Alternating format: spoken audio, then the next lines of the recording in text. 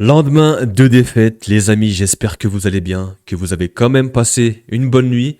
La mienne fut très courte, petite gueule de bois forcément. Le Real sort du top 8, barragiste encore une fois pour la deuxième année consécutive. C'est compliqué, Benfica qui s'arrache et qui va choper cette 24e place. Félicitations à eux, c'est mérité. On va revenir un petit peu sur tout ça. Entre hier et aujourd'hui, j'ai pas mal de tweets à vous montrer et je vais donner mon opinion forcément. Mais avant de commencer les gars la vidéo, il faut qu'on revienne sur ça. Il faut qu'on revienne sur ça. On était chez le frérot Chronique Foot avec Football by Ous. Petit live d'avant-match. Je vous laisse écouter. Faudra se méfier. Mourinho connaît très bien le Real. Ils vont venir avec un plan. Maintenant, je me dis, eux, s'ils vont devoir absolument aller chercher une victoire, ils vont sûrement partir à l'abordage, entre guillemets, laisser des espaces. Et quand tu laisses des espaces à ce Real Madrid, je vous... Ok, une autre. Coach qui ferme, qui casse un petit peu le jeu. Mais là, l'enjeu, il est énorme. C'est-à-dire que même un match nul, ils sont éliminés. On n'est pas sur le troisième ou le quatrième match de phase de poule. Là, tu es sur le dernier match. Tu dois absolument gagner. Je pense qu'ils vont venir nous chercher haut. En tout cas, après, peut-être que je me trompe, mais sur l'analyse, en tout cas, moi, c'est ce que je ferais pour mon dernier match. T'as plus rien à perdre, entre guillemets. Donc, à voir. Est-ce qu'on va réellement rencontrer un bloc bas? Est-ce qu'on va avoir un match animé, un match ouvert? Moi, je m'attends à... En fait, une petite dernière. Real Madrid, c'est pour ça qu'il y a certaines personnes dans le chat ou même nous, on est un petit peu prudent parce qu'on sait que, moi j'aime bien le dire, c'est une équipe lunatique, elle a plusieurs visages.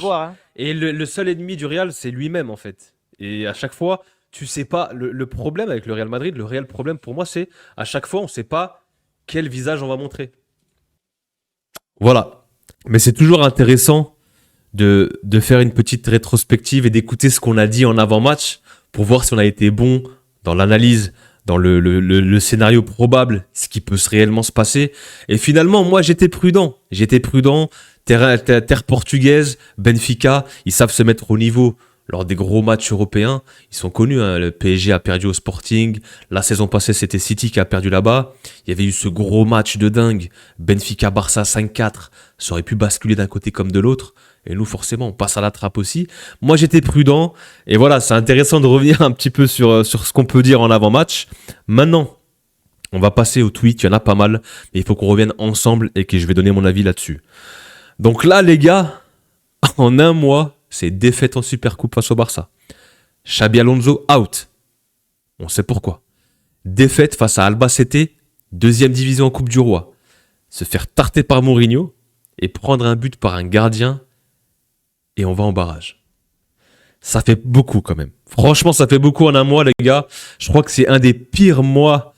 Peut-être pas le pire, mais on est sur un mois très sombre. L'enchaînement est catastrophique. Vraiment. Petit rappel. Et les gars, je vais être obligé de parler de lui. Vinicius, il sera dans le collimateur. Il est sur pas mal de photos de famille. Moi, comme je vous dis, je suis pas un pro joueur. Je suis pas un pro Vini, je suis pas un pro Mbappé, je suis pas un pro Mourinho, je suis pas un pro Xabi, je suis pas un pro Pérez. Je m'en fous de tout ça. Les pro joueurs, j'en ai rien à cirer. Moi, ce qui m'importe, c'est le club. Et maintenant, quand je vais venir taper sur des joueurs ou d'autres, c'est factuel, c'est ce que je vois moi. Ça reste mon avis. Peut-être que je me trompe, mais en tout cas, vous le prenez comme vous voulez. Moi, ça reste mon avis. Et si vous n'êtes pas d'accord, il n'y a aucun problème. Vini, petit rappel, nous avions 7 points d'avance sur le Barça et étions dans le top 8 de la Ligue des Champions avant cet incident. Il y a un gars, il avait mis lors du live hier, c'est de l'auto-sabotage. Complètement. Vini qui gueule parce qu'il sort à ce moment-là. Et moi, je me souviens, il ne faisait plus les efforts défensifs. Il y avait un gros temps fort pour le Barça. On fait rentrer Rodrigo. Rodrigo a le droit d'avoir du temps de jeu aussi. Rodrigo est venu épauler Carreras sur l'effort défensif. Je peux comprendre, Vini, sa frustration, il était sur le banc, etc. On va pas ressasser le passé encore une fois, on s'est assez répété. Mais petit rappel, les gars. Vini, voilà, les merengues qui met un super tweet. Désolé, mais ce soir, il reste sur le terrain uniquement car il s'appelle Vinicius. Le dernier entraîneur qui a osé le contrarier a été limogé au bout de 6 mois. Il n'est pas le seul à pointer du doigt ce soir, mais le voir jouer 95 minutes sans faire la moindre différence nous froisse. Dedic, il l'a pas laissé passer une seule fois. Je le dis pendant le live hier. D'ailleurs, encore une fois, merci à tous ceux qui étaient présents pour le live. Je l'avais dit, il n'a pas passé une seule fois son vis-à-vis. C'était Dedic. Il fait un gros match face à Vinicius. Et Vinicius, moi, si je suis dur avec lui, si je tape sur lui, c'est que, encore une fois, on sait de quoi il est capable. Vinicius, c'est un joueur différentiel. Et là, vraiment, il rentre dans une caricature où il laisse il laisse sortir ses émotions. C'est plus le Vini qu'on connaît. Il sort de ses matchs. C'est aléatoire. C'est un intermittent du spectacle. Et puis même en termes de statistiques, les gars, je suis désolé. Pour moi, Vini, il est capable de faire mieux. On l'a vu sous Benzema. Le Vini Prime, il doit être en double-double. Là, je suis désolé, si on regarde les stats, Et Vini, c'est 8 matchs de C1, un but seulement. Un salaire demandé de 30 millions net. On marche sur la tête. Et le Real, où est l'institution? CR7, le meilleur joueur de notre histoire, a été recalé par le board pour 5 millions d'écart dans les négociations. Tonton Pérez, tu n'es que l'ombre de ta légende, tu fais honte à tout le madridismo. Je n'ai jamais vu de mon vivant un joueur malmener l'institution comme lui. Et ça, les gars, c'est factuel. Qu'on aime ou pas Vini, qu'on soit un pro Vini ou pas. Moi, je l'adore, Vini, j'ai rien contre lui personnellement. Mais tu joues pour mon club, je veux que tu donnes des performances, que tu sois bon, que t'aies pas un rendement aléatoire, et t'es un offensif du Real. Elle est où l'exigence? Que ce soit sportivement, mais aussi au niveau des relations. L'institution, le Real Madrid, depuis quand on se rabaisse comme ça face à un joueur? On l'a laissé. Ok, tu voulais plus de Xabi, on l'a viré. T'es sur le terrain, tu restes. Il n'y a pas de performance. Ça fait 1 an et demi, les gars, je suis désolé. Ça fait 1 an et demi depuis son post-non ballon d'or. Il y a quelques fulgurances, mais c'est trop peu. Si on prend tout l'échantillon jusqu'à maintenant, c'est compliqué, Vini. C'est très compliqué. Rater ça ensuite pour perdre le ballon qui mène au 3e but. Ce mec est le symbole de la chute du Real 25-26. Il y a un super centre de Mbappé. Bon, il rate sa tête, ça arrive. Après, il ne faut pas être trop dur non plus. Voilà, encore une fois, Vini, c'est un but en Ligue des Champions pour les 8 premiers matchs. Trobin, c'est un but. La stat est réelle. La stat est réelle, les gars. C'est dur, mais la stat est réelle. Et c'est pas normal. Et là, en 25-26, toute compétition confondue, c'est 36 buts pour Mbappé, seulement 7 pour Vini. T'es le leader, tu veux être à sa table. Tu veux être sur la même longueur d'onde. Vini, c'est pas assez, c'est insuffisant, je suis désolé. Mbappé, on peut lui trouver ses défauts. Il est venu, on n'avait pas forcément besoin de ce profil. Il ramène un certain déséquilibre. Il y a beaucoup de lumière sur lui. Il n'y a pas de problème sur tout ça. Par contre, en attendant, lui, son rendement, il est là. Il est élevé. On lui demande de marquer. Il marque. Vinicius, j'aurais aimé le voir à 20 buts, 22 buts, 25 buts. Pourquoi pas? 7 buts, c'est trop insuffisant pour un offensif du Real. Et c'est pas le seul. Bellingham, il a un autre rôle aujourd'hui. Ok. Gonzalo, remplaçant. Il est quand même à 5 buts, très peu de temps de jeu. Et Arda Güler, je tombe pas dessus parce qu'Arda Güler, c'est sa première saison où il est titulaire. Il a été baladé un petit peu. Quand il a été instauré par Xabi Alonso, on a vu des super belles choses, un hyperlink avec Mbappé. Ça se passait super bien. Bellingham est revenu, il s'est passé ce qui s'est passé. Et voilà, c'est un petit peu aléatoire, mais je ne tomberai pas dessus, Arda Güler. Mourinho, incroyable. L'exploit est monumental. Franchement, l'image, la symbolique, moi je suis content pour Mourinho, vraiment. Il fait partie des coachs que j'aime bien. Et de le voir comme ça hier, exulter, avoir cette passion encore. Et le foot, franchement, nous a réservé encore des belles surprises hier. Bon, pas très belle pour nous au niveau du côté du Real, mais pour Benfica, c'était une très très belle soirée. Bellingham, qui était obligé de venir s'exprimer. Benfica était plus agressif, c'est l'un des facteurs, c'est certain. Les duels, les deuxièmes ballons, c'est ce que je disais pendant le live, les gars, on gagnait pas un duel, on récupérait pas un deuxième ballon. Ils avaient faim, ils avaient la dalle. Ils les ont tous gagnés. Les fondamentaux, les bases, on les a même plus dans ce Real. Nous avons tellement de talent et des joueurs capables de créer de la magie à partir de rien. C'est vrai, véridique. Mais si vous ne maîtrisez pas les fondamentaux, vous serez punis. Pour le coup, c'est réel ce qu'il dit. C'est factuel. Les bases, les fondamentaux, l'envie, la niaque, les courses, les replis, l'effort défensif, le pressing. Tout ça, c'est les fondamentaux. Tu dois les avoir, peu importe qui t'es. Peu importe qui t'es, tu dois avoir ces fondamentaux. Moi, je pense à un joueur, quand j'entends tout ça, les fondamentaux, c'est Rafinha. Un exemple du Barça. C'est un top joueur, c'est un top player, Rafinha, il n'y a aucun problème. Mais aujourd'hui, Rafinha, tous les basiques et les fondamentaux, il les a. Et il fait son job. Bah oui, forcément. Et c'est dommage, vraiment c'est dommage de ne pas laisser du temps de jeu à nos jeunes. Vraiment, c'est dommage. Et oui. A contrario, Bellingham, Kama, Valverde, Tchouaméni, Elle fait mal cette image. Moi, ça me fait pas plaisir, les gars. Mais on joue clairement en Timberland au milieu de terrain. C'est le gros problème du Real. Le milieu de terrain. C'est un putain de problème. Pardon, les gars, je suis un petit peu injurieux, mais ça commence à me sortir par les yeux. Défensivement, ok, on a pas mal de blessés. On n'est jamais au complet, je vous l'accorde. Offensivement, Mbappé fait le taf, mais on n'est pas complémentaires. Mais au milieu de terrain, les mecs, on a des profils similaires. Kama, Tchouaméni, Valverde. Il y a Bellingham qui sort un peu du lot, mais ce qui est drôle, les gars, c'est que Bellingham, on a eu sa meilleure version en tant que faux numéro 9, joueur offensif. Camavinga, sa meilleure version en tant que latéral gauche. Valverde, vous me voyez venir, c'est un latéral pour moi. Tchouaméni, en tant que défenseur central, c'est un rock. T'as pas un joueur qui est bon et qui est élite au milieu de terrain. Voilà, ça c'est factuel. On en est là, les mecs. Et là, celle-là, les gars, celle-là, vraiment, quand je l'ai lue, je suis sorti de mes gonds. Et j'ai rigolé. Un rire nerveux, mais j'ai rigolé. Plusieurs joueurs du Real pensent qu'Arbeloa est dépassé par le rôle et manque de confiance en sa capacité à gérer le travail. Bien évidemment. On reprend les mêmes et on recommence.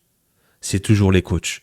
Ancelotti, ça va plus. On l'écarte. Xabi Alonso, ça n'a pas fonctionné. Trop rigide. On l'écarte. Arbeloa, non, c'est pas assez. Il est pas bon, il va pas pouvoir gérer. On l'écarte. Et j'ai cru voir Unai Emery. Mais c'est une blague. On peut faire tout le tour des coachs que vous voulez. À un moment donné, les gars, les joueurs, c'est vous. La direction, la construction de cet effectif et l'attitude des joueurs. Il est là le vrai problème, les gars. Il est là le vrai problème. Ça sert à rien de changer de coach tous les 3 mois, tous les 6 mois. On le sait très bien, on n'est pas dupes. Arbeloa a accordé un jour de repos aux joueurs après la qualif du Real Madrid pour les barrages en Ligue des Champions. Ils ont beaucoup donné, ils ont beaucoup couru la veille. Il faut qu'ils se reposent. Ils ont fait un gros match. Il y avait de l'intensité, sous la pluie en plus de ça à l'extérieur. Il y a eu le voyage jusqu'au Portugal. Un petit peu de repos, ça fait pas de mal. Les joueurs du Real, ils ont couru 142 km. Benfica 152.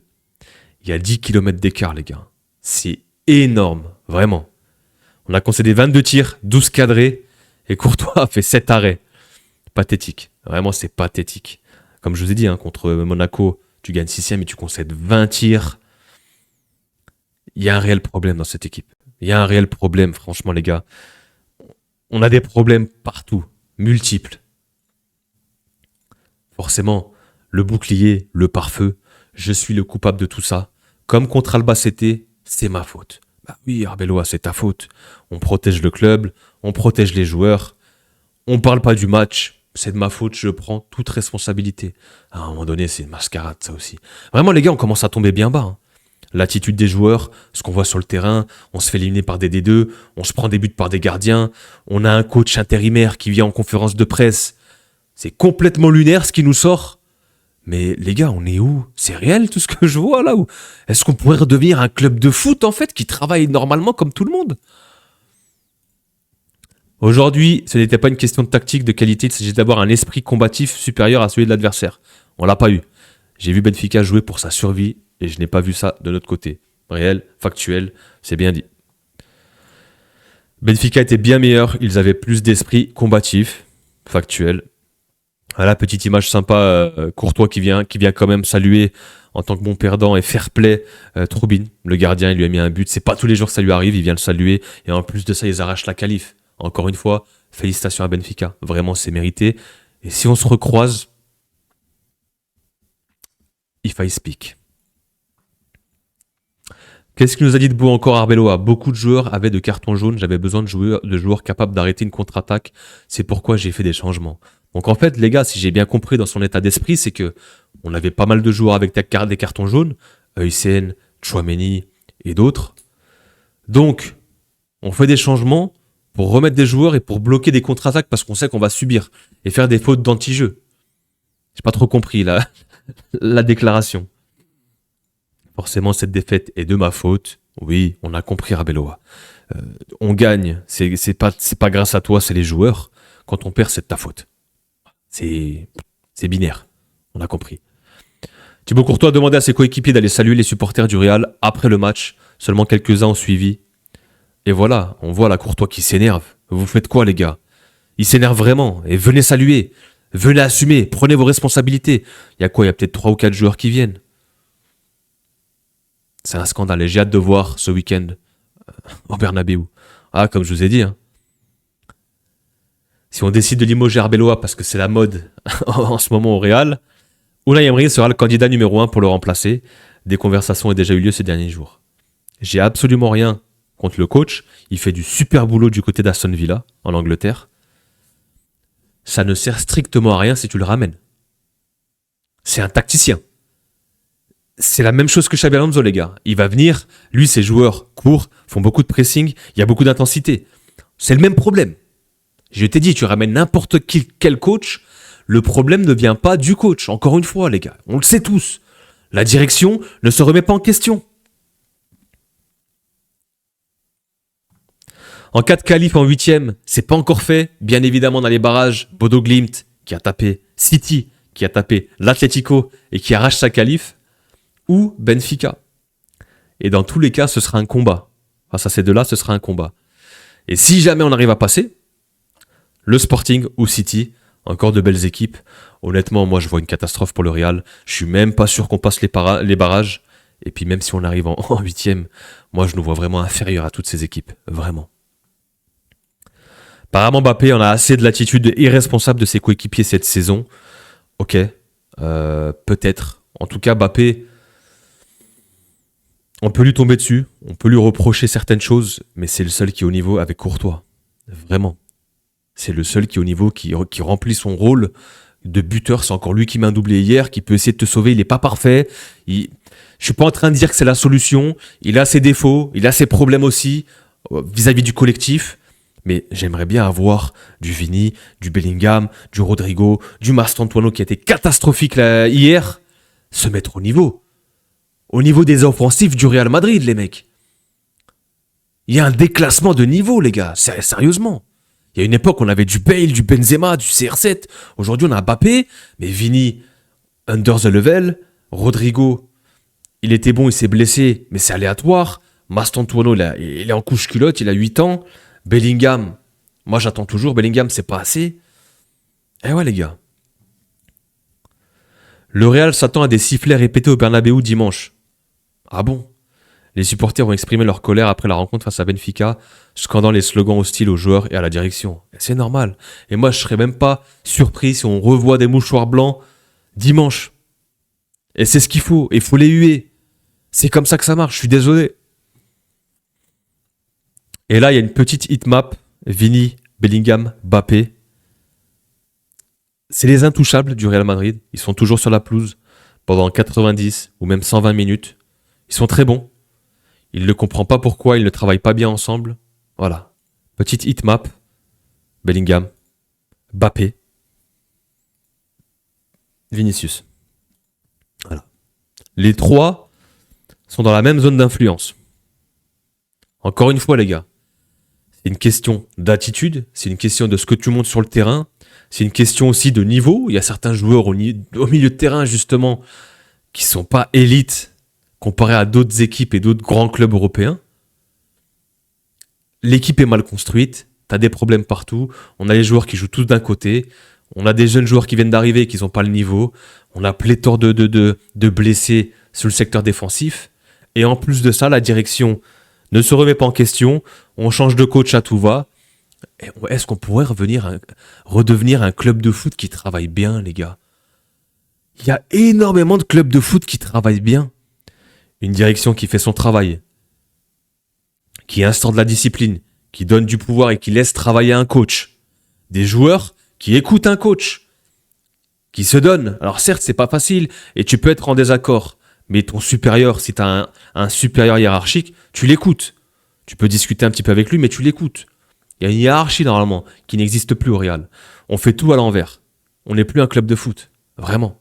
Et si on continue d'avancer comme ça, parce que nous, comme j'ai dit, on a peur de l'inconnu, on a peur de vide, on a peur du football moderne, on veut pas se mettre au goût du jour, faire cette mise à jour 2.0. Non, nous, nos certitudes, c'est ce qu'on a fait cette dernière décennie, 2014, 16, 17, 18, en 2022, en 2024. On est capable de gagner, le pouvoir de l'amitié, la volonté, la petite réussite, la magie du Bernabéu. Eh les gars, à un moment donné, ça fonctionne plus.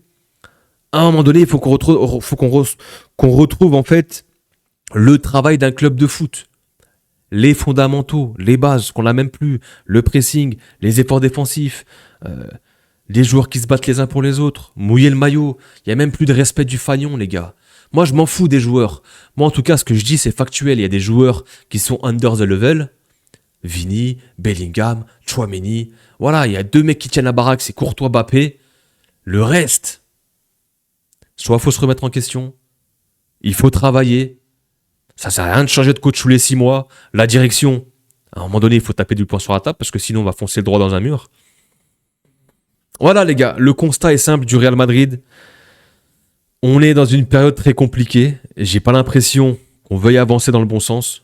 On stagne. On fait même une grosse marche arrière. Et tant que la direction et les joueurs ne se remettront pas en question pour travailler, on ira droit au mur. Et tu peux ramener Unai Emery, Guardiola, Klopp, Deschamps, Zidane, Franck Hez, qui vous voulez, n'importe quel coach. C'est avant tout une question d'organisme, de compétitivité, de fondamentaux, de base, d'attitude, de comportement, de hiérarchie. Il n'y a rien qui va. Il n'y a rien qui va, les mecs. Il n'y a rien qui va. Voilà, c'était un petit constat. Je voulais revenir sur ces petites déclarations, ces posts Twitter qui, pour moi, sont vraiment la réalité et reflètent ce qui se passe en ce moment au Real Madrid. Et voilà, je voulais vous donner mon avis là-dessus aussi. Venez en commentaire, n'hésitez pas, on échange. Comme d'habitude, je vous lis, je réponds à tout le monde.